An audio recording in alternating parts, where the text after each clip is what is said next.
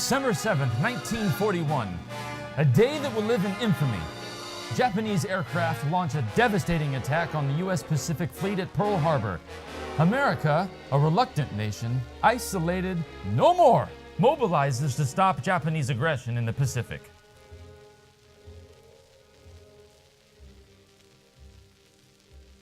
Admiral Yamamoto Isoroku, the Japanese fleet commander and mastermind of the Pearl Harbor attack, plans to draw out the American fleet and destroy its aircraft carriers that operate unchallenged from the mid-Pacific to New Guinea.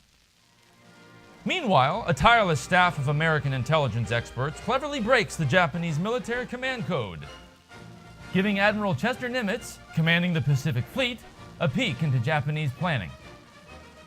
In time, the American intelligence staff deduces to within 5 miles and 5 minutes the location of a Japanese battle force preparing to expand its deadly grip in the Pacific. The enemy target?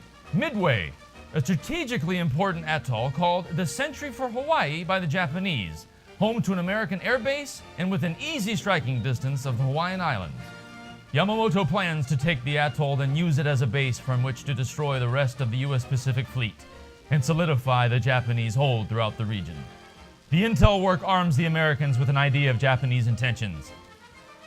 Nimitz deploys a carrier striking group centered on carriers USS Enterprise, Hornet, and Yorktown to support forces based at Midway. 3 American carriers to 4 Japanese. Even with the intel, the outcome is anything but certain.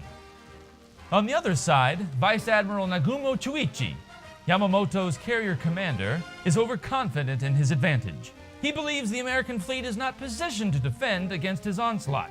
Instead, the Americans successfully and courageously fend off the June 4th air assault on Midway, shooting down key leaders within the strike group and disrupting Japanese operations. The 2 massive fleets finally make first contact when Hornet's Torpedo Squadron 8, with no fighter support, attacks the Japanese carriers. The Japanese shoot down all the American aircraft and inflict heavy damage on the Enterprise and Yorktown torpedo squadrons. The American torpedo attacks come on the heels of the disruptive attacks from Midway-based planes. This compels Nagumo to rearm his second strike to engage the American carrier task force rather than a second attack on Midway as planned. That's when American dive bombers discover the Japanese fleet and scream down onto their exposed enemy. Within minutes, 3 of the Japanese carriers are in flames and taking on water. Aviation fuel and ordnance are on the decks of the Japanese carriers, compound the damage done by the American bombs, and soon the 3 carriers begin one-way journeys to the bottom of the Pacific. Hiryu, the lone remaining Japanese carrier, retaliates, inflicting serious damage to Yorktown. Later that same day, she attacks her prey again. But before Hiryu can make her escape, American carrier aircraft, some orphaned from Yorktown, send the Japanese ship to join her fellow carriers at the bottom of the sea. Unfortunately for Yorktown, after 2 days of intense damage control, a Japanese sub spots the carrier and the assisting destroyer Hayman on June 6th. The sub fires on both, forcing their crews to abandon their sinking ships.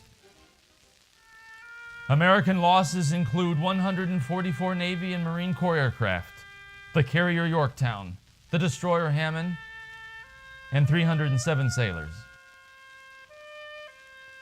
The Japanese losses prove far more severe. 4 carriers, a heavy cruiser, 256 planes, and more than 3,000 sailors. A stunning blow to the Japanese fleet and the beginning of the end of their dominance in the Pacific. The decisive Battle of Midway, an American victory and the turning point of the war in the Pacific.